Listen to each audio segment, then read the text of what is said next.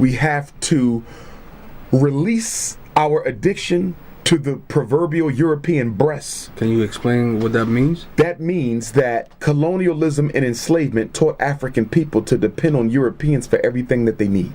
And we still look to Europeans for everything that they need. Take blacks in America, for example. If you look at brothers and sisters in America, we gross the largest amount of money of all Africans in the world.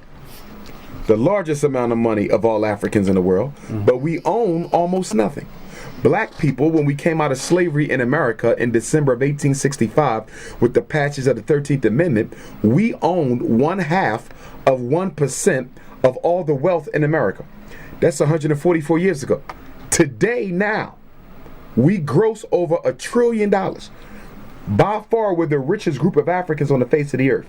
Those of us in American Africans. With Oprah, Bill Cosby, LeBron James, all these black PhDs and JDs and PsyDs and MDs, we still only own 0.5% of all the wealth in America. 143 years later, we are at the same place we were 143 years ago. Which is why when people say that African people are making progress, globally, they say we're doing better than we've ever been. I disagree, because I disagree with the definition of progress. For most of us, our definition of progress is to what extent we've gotten white people to be comfortable with us. To what extent we've gotten white people to be able to accept us. That's not my definition of progress, because you're putting your destiny in the hands of your oppressor. My definition of progress is to what extent have you been able to create and protect the future of your children. To the extent that you are independent and self-reliant, to me, that's progress. So where are our airplanes? Where are our ships? Where are our supermarkets? Where are our distribution networks? Where are our colleges and universities? If you look at the institutions and industries that people need in order to be successful in this world, we own almost none of them. If you look at black music, most black music is distributed by Europeans. Most black merchandise is distributed by Europeans because we don't have a distribution network. We do not own the means of distribution. We don't have planes, ships, trains, or trucks to take product. You have music that you sell. I have information that I sell. Someone else makes clothing. Someone else makes furniture. But if you want to send that furniture around the world so all Africans who want it can buy it, you need distribution. But you ain't got none. So you have to go to the European or the Asian or the Arab and pay them to distribute your product. And as a result of them packaging, advertising, shipping, and insuring your product, they take 85% of the profit.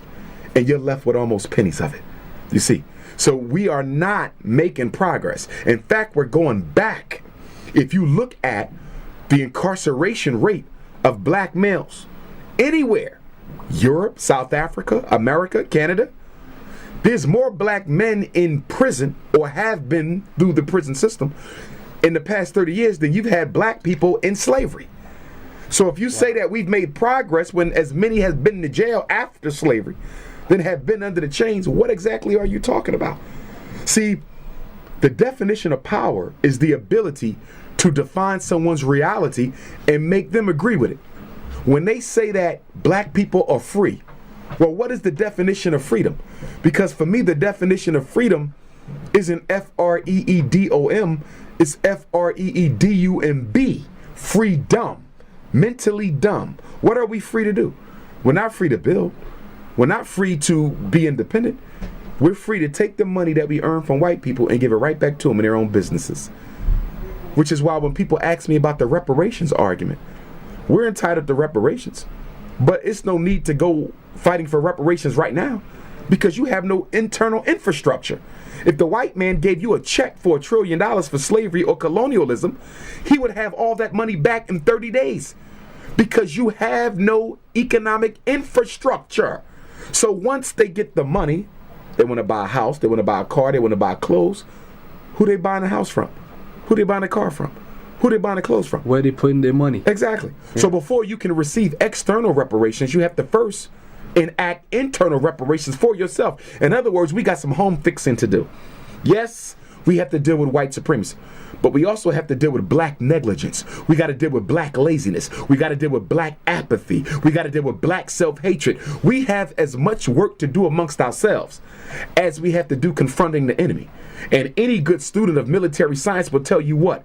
You never go to the enemy until you have fixed your own situation, because your enemy will exploit it and use it against you.